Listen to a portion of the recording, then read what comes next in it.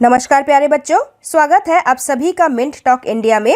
आज के इस वीडियो में हम आपके कक्षा 3 हिंदी की पाठ्यपुस्तक रिमझिम का पाठ नंबर 14 सबसे अच्छा पेड़ पढ़ने वाले हैं। और यह है पार्ट 1 वीडियो, जिसमें हम इस पाठ को बहुत सारे चित्रों के साथ एवं शब्दार्थ के साथ अच्छे से समझने वाले हैं। और फिर पार्ट 2 वीडियो में हम इस पाठ के प्रश्नों को हल करेंगे। तो सबसे अच्छा पेड़ का मतलब है कि ऐसा कौन सा पेड़ है जो सबसे अच्छा है हमारे लिए, इंसानों के लिए। तो जैसे आपने अपने ईवीएस में बहुत सारे अलग अलग टाइप्स के ट्री पढ़े हैं। आपने हर्ब्स के बारे में पढ़ा है, श्रब्स के बारे में और ट्रीज के बारे में भी पढ़ा है। और सभी पेड़ पौधों का अपना अलग खास इस्तेमाल होता है, यूज़ होता है। वो हमें अलग अलग टाइप के बेनिफिट्स देते हैं। तो इस चैप्टर में हम ये पढ़ेंगे कि 3 भाई हैं, उनकी कहानी हम पढ़ेंगे और उनको अपने पसंद के हिसाब से कौन सा पेड़ सबसे अच्छा लगता है। तो चलिए पढ़ते हैं 3 भाइयों की कहानी। 3 भाई थे।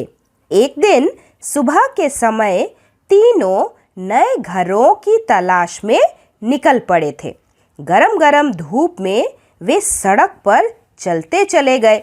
अब गरम गरम धूप सुन के हमें क्या पता चलता है कि ये ज़रूर समर सीज़न की बात होगी, गर्मी के मौसम की बात होगी, क्योंकि उसी समय धूप एकदम गरम गरम हमें फील होती है। थोड़ी देर में आम का एक बड़ा पेड़ आया। और आम भी हमें पेड़ों पे कब नज़र आते हैं? गर्मियों के मौसम में ही, समर सीज़न में। तो थोड़ी देर में एक बड़ा सा आम का पेड़ आया। उस आम के पेड़ के नीचे, उसके नीचे ठंडी छाह थी। आम का पेड़ बहुत बड़ा होता है और उसके नीचे जो छांव होती है वो भी बहुत बड़ी होती है। इसी कारण तीनों भाई उसके नीचे, इस आम के पेड़ के छांव के नीचे आराम करने लगे। पेड़ के पके पके आम तोड़ तोड़ कर वह मीठे मीठे रस चूसने लगे। बड़े भाई ने कहा, भाई मुझे तो यही जगह पसंद है। आम के पेड़ से बढ़कर क्या हो सकता है? आम कच्चे होंगे तो हम अचार बनाएंगे। तो यहाँ पे आम के हम क्या क्या यूज़ कर सकते हैं वो ये वाला भाई बता रहा है कि आम जब कच्चे होंगे, कच्चा आम किस रंग का होता है? कच्चा आम ग्रीन कलर का होता है। और इस ग्रीन ग्रीन कच्चे आम से मम्मी क्या बनाती है? मम्मी अचार बनाती है। और अचार हम पूरे साल भर खा सकते हैं। एक बार ज़्यादा क्वांटिटी में करके रख लो और फिर पूरे साल भर खाओ। उस समय भी अचार खाओ जब पेड़ों पर आम नहीं लगते। तो वही इस भाई ने कहा कि आम जब कच्चे होंगे तो हम अचार बनाएंगे। और जब वे पक जाएंगे, जब आम पक जाएंगे, ऑरेंज कलर के हो जाएंगे, तो हम मीठे मीठे आम खाएंगे। कुछ आम हम बाद में खाने के लिए सुखा कर रख लेंगे। सुखा कर रख लेना मतलब आम पापड़ बना के रख लेना। क्या आपने भी आम पापड़ खाया है? अगर खाया है तो मुझे भी ज़रूर कमेंट बॉक्स में लिख के बताइए। इनका स्वाद बहुत ही मीठा होता है, स्वीट होता है। और इसे भी, आम पापड़ को भी हम अचार की तरह पूरे साल भर खा सकते हैं। गर्मियों के मौसम में बहुत सारे क्वांटिटी में आम पापड़ बना लो और पूरे साल भर खाओ। तो बड़े भाई को आम के ये सारे फायदे नज़र आए कि आम जब कच्चे कच्चे होंगे तो हम उसकी अचार बनाएंगे। कच्चे आम का और क्या क्या बनते हुए देखा है आपने? मेरे घर में तो कच्चे आम की खट्टी मीठी चटनी भी बनती है। और सिर्फ आम ही नहीं, आम के पेड़ों पे जो पत्ते होते हैं ना, उनका इस्तेमाल भी किया जाता है। शायद आपने अपने पूजा घर में देखा होगा, या फिर बहुत सारे उपलक्ष्य पे, ओकेजन्स पे आम पत्तों के ऐसे तोरण बना के हम घर पे भी लटकाते हैं। उसे बहुत ही शुभ माना जाता है। तो आम के पेड़ का बहुत सारा फायदा भी होता है। तो इसीलिए पहले भाई ने आम के पेड़ के नीचे एक झोपड़ी बनाई, एक हट बना ली अपने लिए, और वह ठहर गया। वहीं पे वो रहने लगा। ठहर गया मतलब रहने लगा। लेकिन उसके भाई वहाँ नहीं ठहरे। उन भाइयों को शायद कोई और चीज़ की तलाश थी। वे आगे चल पड़े। चलते चलते उन्हें केले के कुछ पेड़ मिले। केले के पेड़ भी आपने देखे हैं ना? उसका स्टेम जो होता है बहुत ही सॉफ्ट होता है और उसके केले एक गुच्छों की तरह पेड़ों पे उगते हैं। इनके पत्ते बहुत बड़े बड़े होते हैं और इनका जो फूल होता है वो भी आम फूलों से बहुत बड़ा होता है और इन्हें खाया भी जाता है। तो उस समय जब ये दोनों भाई चलते चलते जा रहे थे, उन्हें केले के बहुत सारे कुछ पेड़ नजर आए और तभी आसमान से एक काला बादल गुजरा। काले बादल पानी की बौछार लेकर आते हैं, बारिश लेकर आते हैं और फिर क्या हुई, टप टप टप पानी बरसने लगा। दोनों भाइयों ने केले के एक एक पत्ता काट लिया। केले के पत्ते कैसे होते हैं, ये बहुत बड़े बड़े होते हैं और उनके साए में ये दोनों भाई बिल्कुल अम्ब्रेला की तरह अपने आप को पानी से बचाने लगे, बारिश से बचाने लगे। उनके साए में यानी कि इन पत्तों के साए में उन पर पानी नहीं गिरा। बिल्कुल किसी अम्ब्रेला की तरह उन्होंने बड़े बड़े केले के पत्तों को अपने सिर के ऊपर रख लिया और इसीलिए उन पर पानी नहीं गिरा। जरा देर में, मतलब थोड़ी देर में बादल चला गया और बारिश रुक गई। दूसरे भाई ने कहा बड़ी भूख लगी है। तीसरे भाई ने कहा कि मुझे भी भूख लग गई है, लंच टाइम जो हो गया है। तो दोनों ने क्या किया, केले का एक पत्ता चीरा, चीरा मतलब कट किया केले के पौधे से, पेड़ से, और फिर उन्होंने एक एक टुकड़े पर खाना परोसा। केले के पत्ते पे हम सभी खाना परोस के खाते हैं। क्या आपने भी खाया है? इससे हमें केले के पत्ते की मीठी मीठी सी खुशबू आती है और खाना बहुत ही स्वादिष्ट होता है। बिल्कुल किसी प्लेट की तरह हम इसका इस्तेमाल कर सकते हैं और खाना खाने के बाद इन पत्तों को फेंक दे सकते हैं। तो दोनों भाइयों ने भी उन्होंने एक एक टुकड़े पर खाना परोसा और दोनों ने भरपेट खाना खाया, पेट भर के खाना खाया। इसके बाद एक एक केला भी खाया उन्होंने, क्योंकि ये केले का पेड़ था और केले के पके पके फल, ये येलो कलर के बनानास बहुत ही मीठे होते हैं और इसीलिए दूसरे भाई ने कहा मैं तो यही घर बनाऊंगा। केले के पेड़ से अच्छा क्या होगा, बढ़िया केले खाने को मिलेंगे, केले की सब्जी भी बनाएंगे, उनकी सब्जी भी बनाएंगे। अब अगर आपने कच्चे केले के सब्जी और कच्चे केले से बनाए हुए चिप्स नहीं खाए तो आप अगली बार मम्मी को ज़रूर बोलिए, मम्मी मार्केट से लाएगी और ज़रूर टेस्ट करके देखना। आलू के चिप्स भी आप खाना भूल जाएंगे, केले के चिप्स इतने टेस्टी होते हैं। और कच्चे केले की बनाई हुई सब्जी तो पोटैटो फ्राई से भी ज़्यादा टेस्टी लगेगी आपको। तो दूसरे भाई ने बोला कि बढ़िया पके पके केले खाने को तो मिलेंगे ही, हम उसकी सब्जी भी बना के खाएंगे। कुछ केले हम बेच देंगे, बाजार में जाके हम थोड़े केले बेच देंगे तो हम थोड़े पैसे भी कमा पाएंगे और उनके पैसे से, उन पैसों से हम हमारे लिए चावल खरीद लेंगे और क्या करेंगे, केले के पत्ते भी काम आएंगे। पत्तों के अलावा केले के जो फूल होते हैं उसकी भी बढ़िया सब्जी बनती है। इसके अलावा केले का जो स्टेम होता है ना, तना, ये बहुत ही सॉफ्ट होता है। तो इसका बाहर का कवर खोल खोल के, निकाल के एकदम केले के अंदर का बीचों बीच का पोर्शन कुछ ऐसा दिखता है और इस चीज़ को भी बाजार में बेचा जाता है। क्या आपने कभी इस टाइप की चीज़ देखी है? इसको भी हम सब्जी के रूप में बना के खाते हैं। तो हुए ना केले के पेड़ के पूरा टॉप टू बॉटम फायदा। केले का पेड़, केले का पत्ता, केले का फल, हर चीज़ काम में आता है। हर चीज़ को हम खाते हैं, नहीं तो इस्तेमाल करते हैं। इसीलिए दूसरे भाई ने वही अपनी झोपड़ी बना ली।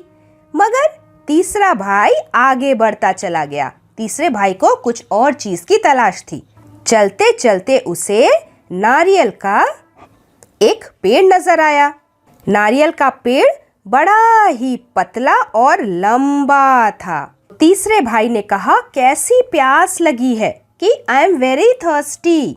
नारियल के लंबे लंबे पेड़ों पे ऐसे सुंदर सुंदर से नारियल उगे हुए थे और तभी तीसरे भाई को क्या दिखाई दिया?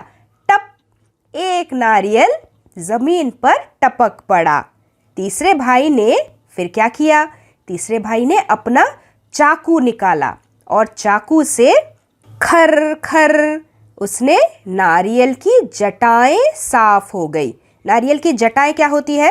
ये जो होता है ग्रीन कलर का टेंडर कोकोनट, इसको जब हम ऊपर से ऐसे छीलते हैं चाकू डाल के, जिससे कि हमें इस तरीके की कुछ रेशें नज़र आती हैं, तो ये जो पोर्शन होता है इन्हें छीला जाता है सबसे पहले, तो इन्हें कहा जाता है नारियल की जटाएं।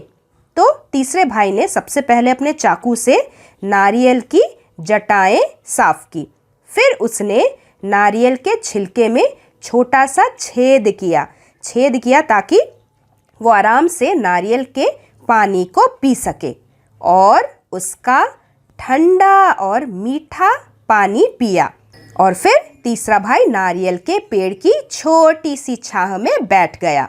अब नारियल के पेड़ की छांव ज़्यादा बड़ी नहीं होती, क्योंकि जैसे पेड़ के पत्ते ब्रांचेस होंगे वैसे ही उसके पेड़ के नीचे उसकी छांव होगी। तो तीसरा भाई भी उसी छांव में बैठ गया और फिर सोचने लगा, पेड़ों के बारे में सोचने लगा।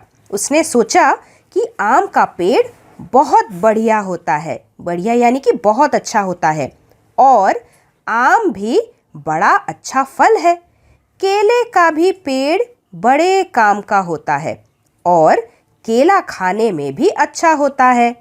लेकिन तीसरे भाई को नारियल का पेड़ ज़्यादा पसंद आ रहा था, क्योंकि उसने ये देखा कि नारियल के पेड़ में नारियल का फल ही नहीं, उसके पत्तों को भी अलग अलग तरीके से इस्तेमाल किया जाता है। यहाँ पे इस फोटो में आप देख रहे हैं कि नारियल के पत्तों से उसने एक मैट बना रखा है, जैसे ये हाथों में वीविंग करके बना रहा है। फिर तीसरे भाई को अपने आसपास कुछ और पेड़ नजर आए। उसने ये देखा कि पेड़ तो नीम का भी बहुत अच्छा होता है। नीम के पेड़ दिखने में कुछ ऐसे होते हैं, उनके पत्ते, उन पेड़ों में से जो पत्ते होते हैं वो बहुत ही लाभकारी होते हैं, मेडिसिनल प्लांट्स होता है। इसके अलावा नीम के पेड़ में जो पतले पतले से ब्रांचेस होते हैं उनकी दातुन बहुत अच्छी रहती है। दातुन यानी कि देसी टूथ ब्रश। पहले के ज़माने में हमारे टाइप्स के टूथब्रश तो नहीं होते थे, तो तब लोग नीम के ब्रांचेस को इस तरह से कट करके उन्हें छील के उसकी ब्रश बना के उससे अपने दांतों को साफ किया करते थे। इससे फ़ायदा ये होता था कि दांत साफ तो होते ही थे, मेडिसिनल वाले प्रॉपर्टीज़ होने के कारण दांत और भी साफ और जर्म्स फ्री ज़्यादा टाइम के लिए रहते थे। फिर तीसरे भाई ने ये भी सोचा कि दातुन के अलावा नीम के और क्या क्या फ़ायदे हैं। घर में अगर कोई बीमार हो तो लोग नीम की टहनियाँ दरवाजे पर लटका देते हैं। ये सोचते हैं कि नीम के पत्तों को छानकर जो हवा हमारे घर के अंदर आएगी वो अपने साथ मेडिसिनल प्रॉपर्टी लेके आएगी, इसीलिए घर में जो बीमार इंसान होगा वो जल्दी ठीक होगा। और इसके अलावा जैसे नीम के जो छोटे छोटे सीड्स होते हैं जिन्हें निम्बोली बोला जाता है, इनको भी मेडिसिन्स बनाने में बहुत यूज़ किया जाता है। इसीलिए तीसरे भाई ने सोचा कि मेरे पास नीम का पेड़ हो तो मैं उसकी टहनियाँ बेच सकता हूँ दातुन के रूप में, और पेड़ मुझे ठंडी छाह भी देगा, क्योंकि नीम का पेड़ भी आम के पेड़ की तरह बहुत बड़ा होता है और उसकी छाह भी बहुत बड़ी होती है। और अगर कहीं मेरे पास रबड़ का पेड़ होता तो क्या होता? रबड़ का पेड़ पहले देख लेते हैं। आप अपने पेंसिल बॉक्स में जो इरेज़र रखते हैं ना, जिसे हम हिंदी में रबड़ भी बोलते हैं, ये रबड़ बनता कैसे है? एक्चुअली ये रबड़ बनता है रबड़ के पेड़ से। रबड़ के पेड़ की एक खूबी ये है कि अगर आप इसके तने में, इसके ट्रंक में एक छोटा सा चाकू से कट मार्क लगा दो तो उसके ट्रंक से वाइट कलर का लिक्विड बहने लगता है। यही लिक्विड होता है रबड़। इस लिक्विड को कलेक्ट करके ऐसे बड़े बड़े बाल्टियों में कलेक्ट करके पका के ऐसे सॉलिड रबर बनाए जाते हैं, वो होगा रबड़ का पेड़। तो तीसरे भाई ने भी सोचा कि अगर मेरे पास रबड़ का पेड़ होता तो मैं अपना चाकू निकालकर पेड़ की छाल में छाल मतलब पेड़ के बार्क में, उसके तने में, उसके स्किन पे एक लंबा सा चीरा लगा देता। चीरा लगा देना यानी कि एक कट मार्क लगा देना, बड़ा सा कट मार्क। और चीरे के तले में, तले मतलब उसके नीचे, एक प्याला रख देता। प्याला एक ऐसा पात्र होता है, बाउल या फिर बाल्टी, जिसमें हम उसके लिक्विड को, बहते हुए रस को कलेक्ट कर सके, वो है प्याला। तो अगर वो प्याला रख देता तो क्या होता, पेड़ के दूधिया रस को, दूधिया यानी कि दूध जैसे सफ़ेद रस को मैं प्याले में भर लेता और फिर उस रस को पकाकर मैं रबड़ बना लेता। उसके बाद रबड़ में बेच देता। रबड़ से लोग गुब्बारे, टायर और तरह तरह की चीजें बना लेते।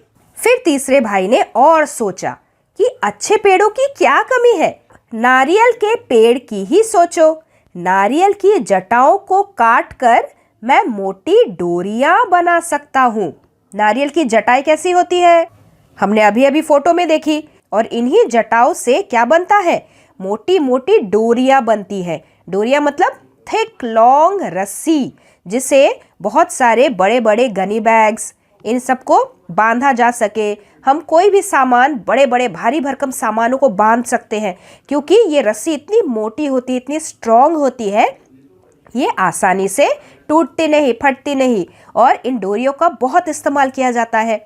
और क्या किया जाता है, और डोरियों से मैं मजबूत चटाइयाँ भी बना सकता हूँ। चटाइयाँ मतलब एक तरीके का मैट, जैसे आपके घर पे डोर मैट्स होंगे। और फिर तीसरे भाई ने ये भी सोचा कि रस्सियों और चटाइयों को मैं शहर के बाजार में भी बेच सकता हूँ, क्योंकि ये चीज़ें हर जगह नहीं मिलती, सिर्फ बाजार में ही मिलती है। और तीसरा भाई इन्हें बेच के भी पैसे कमा सकता है।